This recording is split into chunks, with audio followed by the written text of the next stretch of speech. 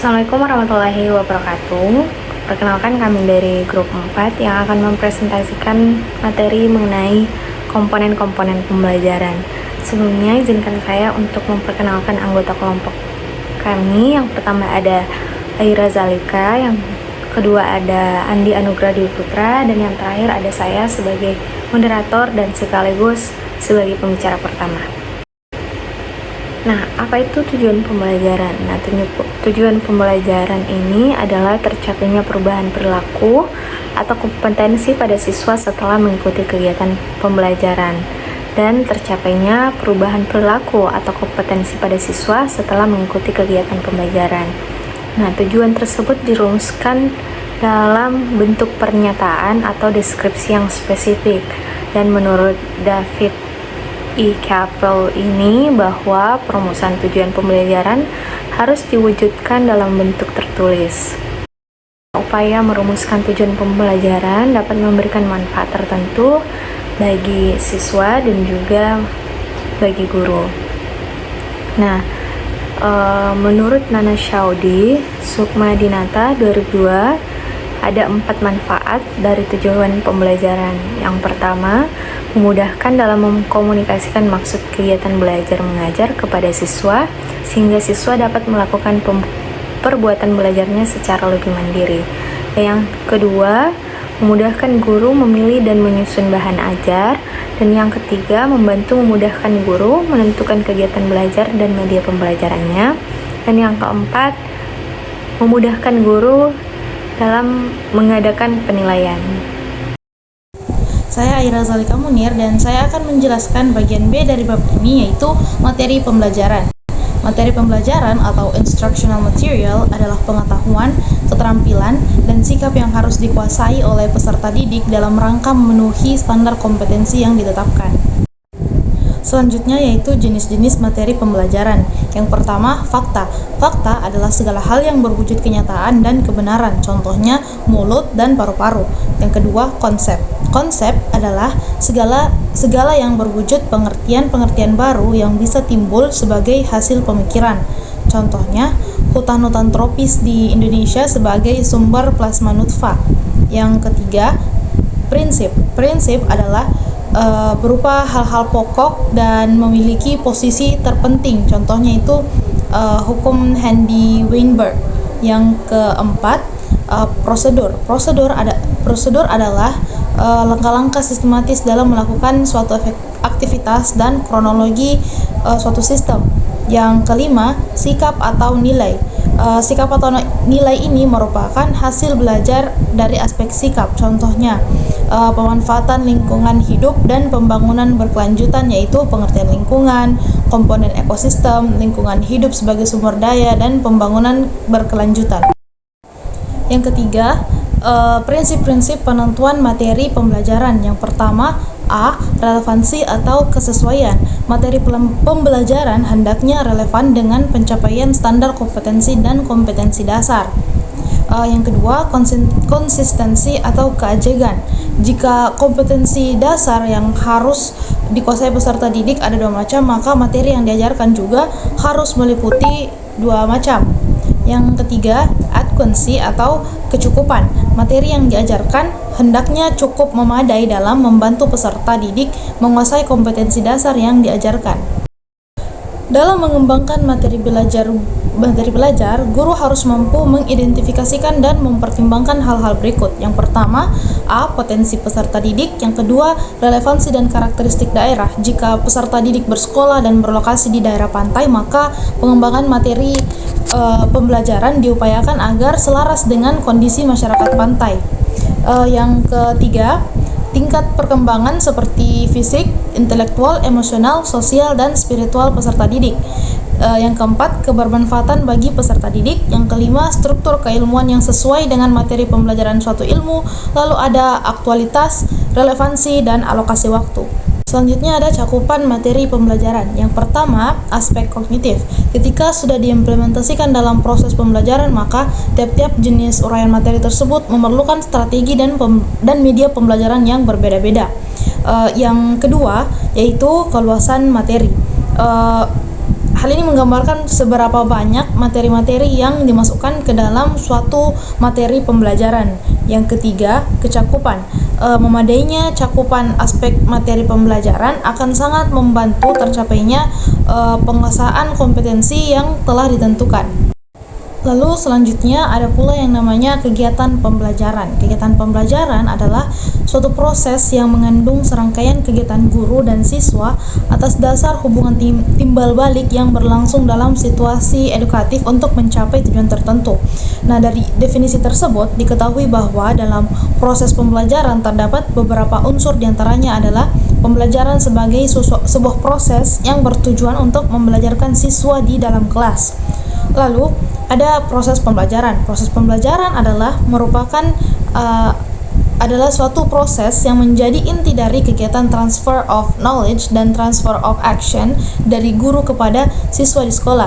Nah, berdasarkan definisi itu, belajar dapat diartikan sebagai suatu aktivitas individu yang berkelanjutan melalui kegiatan dan pengalaman sebagai hasil interaksi dengan lingkungan yang menyebabkan terjadinya perubahan pada individu, baik sikap maupun perilakunya.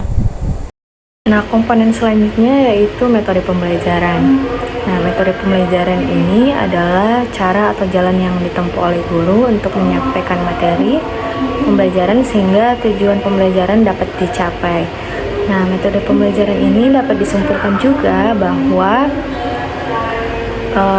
sebuah strategi pembelajaran yang digunakan oleh guru sebagai media untuk mencapai tujuan pembelajaran yang telah ditetapkan. Nah, ada pun macam-macam metode dalam pembelajaran. Yang pertama yaitu metode ceramah, dan yang kedua ada metode tanya jawab, yang ketiga metode diskusi, yang keempat metode resitasi, dan yang kelima metode kerja kelompok, dan yang keenam metode demonstrasi dan eksperimen, dan yang ketujuh metode sosiodrama atau biasa disebut sebagai metode role playing, dan yang kedelapan metode problem solving, dan yang kesembilan metode sistem regu atau team teaching, dan yang kesepuluh metode latihan, yang ke-11 metode karya wisata, dan yang ke-12 metode survei masyarakat, dan yang ke-13 metode simulasi. Nah, dalam menggunakan metode pembelajaran, para guru harus memperhatikan beberapa faktor yang mempengaruhi metode pembelajaran. Karena dalam melaksanakan suatu pembelajaran harus diawali dengan kegiatan perencanaan pembelajaran agar pembelajaran tersebut dapat terarah. Yang pertama, faktor yang mempengaruhi pemilihan metode pembelajaran ini, yang pertama adalah siswa atau peserta didik. Pemilihan suatu metode pembelajaran harus menyesuaikan tingkatan jenjang pendidikan siswa, karena pertimbangan ini menekankan pada perbedaan jenjang pendidikan, pada kemampuan peserta didik, apakah sudah mampu untuk berpikir abstrak atau belum. Nah, yang kedua yaitu tujuan pembelajaran yang akan dicapai. Setiap pelaksanaan pembelajaran pasti memiliki tujuan pembelajaran yang hendak dicapai. Nah, penyelenggaraan pembelajaran ini bertujuan agar peserta didik sebagai warga belajar akan memperoleh pengalaman belajar dan menunjukkan perubahan perilaku di mana perubahan tersebut bersifat positif. Nah, yang ketiga, faktor ketiga yaitu faktor materi pembelajaran. Faktor materi pembelajaran memiliki tingkat kedalaman, keluasan, kerumitan yang berbeda-beda. Nah, materi pembelajaran dengan tingkat kesulitan yang tinggi biasanya menuntut langkah-langkah analisis dalam tataran yang beragam. Nah, analisis ini bisa hanya pada tataran dangkal, sedang, maupun analisis secara mendalam. Nah, pemilihan metode pembelajaran ini harus tepat untuk agar mampu memberikan arahan praktis untuk mengatasi tingkat kesulitan suatu materi pembelajaran. Nah, yang keempat yaitu situasi pembelajaran. Faktor ini, situasi pembelajaran yang diciptakan guru tidak selamanya sama, maka guru harus memilih metode mengajar yang sesuai dengan situasi yang diciptakan. Yang kelima yaitu fasilitas pembelajaran. Nah, fasilitas ini berfungsi untuk memudahkan proses pembelajaran dan pemenuhan kebutuhan proses pembelajaran. Nah, bagi sekolah yang telah memiliki fasilitas pembelajaran yang lengkap dan ketersediaan fasilitas belajar bukan lagi suatu kendala. Namun, tidak semua sekolah mendapatkan fasilitas yang sama. Nah, yang keenam yaitu faktor alokasi waktu pembelajaran. Nah, pemilihan metode pembelajaran yang tepat juga harus memperhitungkan ketersediaan waktu. Dan rancangan belajar yang baik adalah penggunaan alokasi waktu yang dihitung secara terperinci agar pembelajaran berjalan dengan dinamis dan tidak ada waktu yang terbuang tanpa arti. Nah, faktor yang terakhir adalah guru. Latar belakang pendidikan guru diakui mempengaruhi kompetensi seorang siswa. Nah, kurangnya penguasaan terhadap berbagai jenis metode menjadi kendala bagi seorang guru untuk memilih metode dan menentukan sebuah metode. Apalagi belum memiliki pengalaman mengajar yang memadai. Nah, tetapi ada juga yang tepat memilih, namun dalam pelaksanaannya menemui kendala karena disebabkan labilnya kepribadian dan dakalnya penguasaan metode yang digunakan. Baik, saya Danugraha Dwi Putra akan melanjutkan penjelasan dari materi sebelumnya. Sekarang selanjutnya yaitu adalah alat, pengertian alat pembelajaran. Telah ditemukan beberapa definisi terkait pengertian dari alat pembelajaran. Yang pertama itu menurut Wijaya dan Rusyan 1994, yang dimaksud alat peraga pendidikan adalah media pendidikan yang berperan sebagai perangsang belajar dan dapat menumbuhkan motivasi belajar sehingga siswa tidak menjadi bosan dalam meraih tujuan-tujuan belajar. Yang selanjutnya itu menurut Nasution 1985, alat peraga pendidikan adalah alat pembantu dalam mengajar agar efektif. Yang ketiga adalah menurut Sujan 2009, pengertian alat peraga pendidikan adalah suatu alat yang dapat diserap oleh mata dan telinga dengan tujuan membantu guru agar proses belajar mengajar siswa lebih efektif dan efisien. Yang keempat, menurut Faisal 2010, alat peraga pendidikan sebagai instrumen audio maupun visual yang digunakan untuk membantu proses pembelajaran menjadi lebih menarik dan membangkitkan minat siswa dalam mendalami suatu materi. Selanjutnya, tujuan dari alat peraga. Yang pertama itu alat peraga dalam pendidikan memiliki tujuan supaya proses pendidikan lebih efektif dengan jalan meningkatkan semangat belajar para siswanya. Yang kedua yaitu alat peraga pendidikan dapat memungkinkan lebih sesuai dengan perorangan, yang dimana siswa belajar dengan banyak sekali kemungkinan sehingga belajar dapat berlangsung sangat menyenangkan bagi masing-masing individu. Yang ketiga itu adalah alat peraga pendidikan mempunyai manfaat supaya belajar lebih cepat, segera bersesuaian antar kelas dan di luar kelas. Selain daripada itu, alat peraga juga dapat memungkinkan mengajar lebih sistematis dan juga teratur. Manfaat dari alat peraga yang pertama yaitu menimbulkan minat sasaran pendidikan, yang kedua mencapai sasaran yang lebih banyak, yang ketiga dapat membantu dalam mengatasi berbagai macam hambatan dalam proses pendidikan, yang keempat dapat merangsang sasaran dari pendidikan untuk mengimplementasikan ataupun melaksanakan pesan-pesan kesehatan atau pesan pendidikan yang akan disampaikan.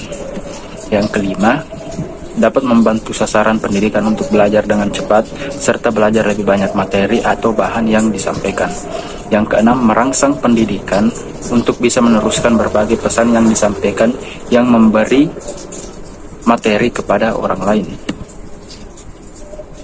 Yang ketujuh, dapat mempermudah saat penyampaian materi pendidikan atau informasi oleh para pendidik. Dan yang terakhir manfaatnya yaitu adalah dapat mendorong keinginan orang-orang maupun individu untuk mengetahui lalu kemudian lebih mendalami, yang pada akhirnya akan mendapatkan pengertian yang lebih baik. Individu yang melihat sesuatu yang memang ia diperlukan tentu akan menarik perhatiannya. Dan juga apa yang dilihat dengan penuh perhatian akan dapat memberikan pengertian baru untuknya yang merupakan pendorong untuk melakukan ataupun memakai sesuatu yang baru tersebut. belajar.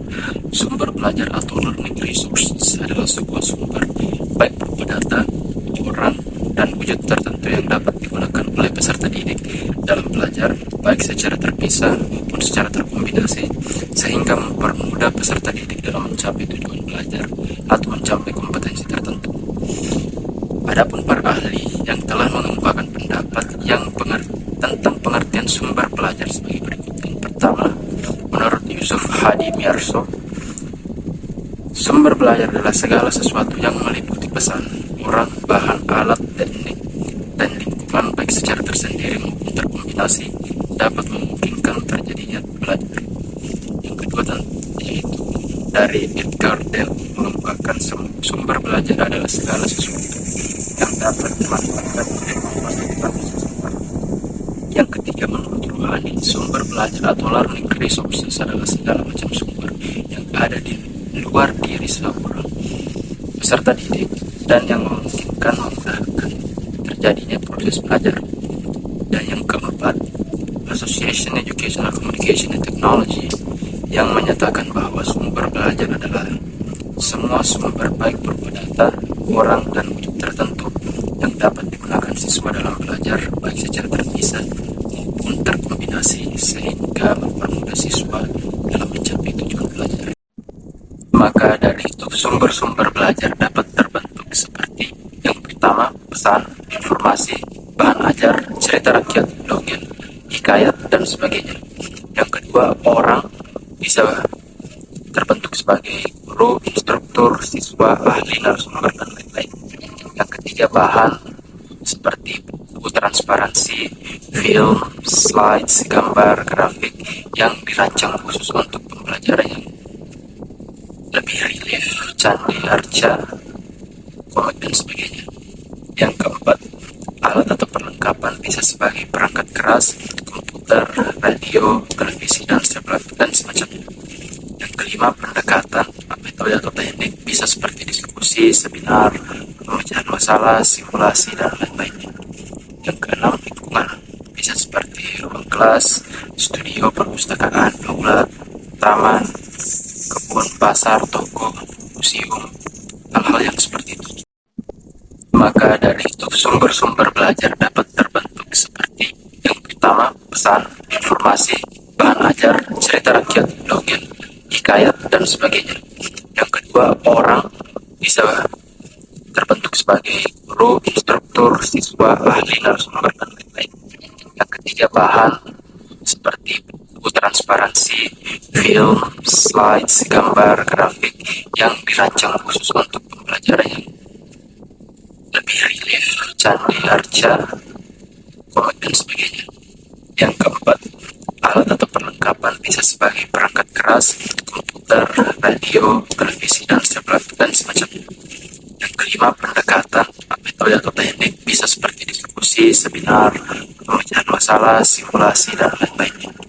Yang keenam, lingkungan bisa seperti ruang kelas, studio, perpustakaan, aula, taman, kebun, pasar, toko, museum, hal-hal yang seperti itu. Dan yang terakhir, evaluasi. Evaluasi ialah kegiatan untuk mengumpulkan informasi tentang bekerjanya sesuatu yang selanjutnya informasi tersebut digunakan untuk menentukan alternatif yang tepat dalam mengambil keputusan. Evaluasi juga adalah kegiatan untuk mengetes tingkat kecakapan seseorang atau suatu kelompok sehingga semua kegiatan belajar perlu dievaluasi. Evaluasi dapat memberikan motivasi baik kepada guru maupun siswanya. Mereka akan lebih giat belajar, meningkatkan proses berpikirnya. Dengan evaluasi, guru dapat mengetahui prestasi dan kemajuan siswa sehingga dapat bertindak yang tepat bila siswa mengalami kesulitan belajar. Bagi siswa, evaluasi merupakan umpan balik tentang kelebihan dan kelemahan yang dimiliki dan juga dapat mendorong belajar lebih baik dan meningkatkan motivasi yang berprestasi. Evaluasi terhadap siswa dilakukan untuk mengetahui sampai sejauh mana yang kemajuan siswa terhadap untuk mencapai target yang telah mereka tuju. Evaluasi tidak hanya dilakukan oleh guru, tetapi juga oleh siswa untuk mengevaluasi diri mereka yang biasa disebut self-assessment atau evaluasi diri. Hal ini akan mendorong siswa untuk lebih berusaha baik dari sebelumnya agar mencapai hasil yang lebih maksimal. Mereka akan merasa malu kalau kelemahan dan kekurangan yang telah diketahui oleh teman-teman sendiri. Evaluasi terhadap diri sendiri merupakan evaluasi yang mendukung proses belajar serta membantu siswa meningkatkan keberhasilannya. Oleh karena itu, untuk mempengaruhi hasil belajar siswa, evaluasi perlu dilaksanakan dalam kegiatan